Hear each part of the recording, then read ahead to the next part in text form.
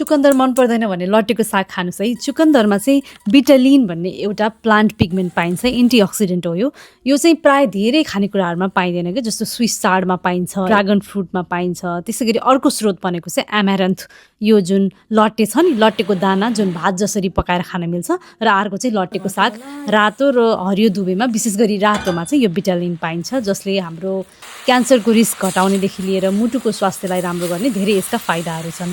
त्यो बाहेक यो एमारन्थमा, लट्टेमा अरू धेरै पोषक तत्त्वहरू पाइन्छ, भाइटामिन के, पोटासियमको एकदमै राम्रो स्रोत हो यो, calcium, magnesium, iron, folate, calcium पनि असाध्यै धेरै पाइन्छ यसमा। तर यसबाट चाहिँ क्याल्सियमको जुन अब्जर्प्सन हुन्छ, शरीरले कतिको लिन्छ त, सोच्छ त भन्ने, त्यसमा चाहिँ अलिक कम हुनसक्छ। त्यही पनि यो आफैमा धेरै राम्रो स्रोत भएको भएर शरीरले कम पर्सेन्टमा सोच्दा सोच्दै पनि लिँदाखेरि चाहिँ टोटलमा चाहिँ राम्रै मात्रामा लिन्छ भन्न सकिन्छ। मेरो बारेमा हेर्नुहोस् कति धेरै लट्टेको साग छ, मजाले हामी त 2-3 दिनमा एकचोटि खाइराखेका छौँ।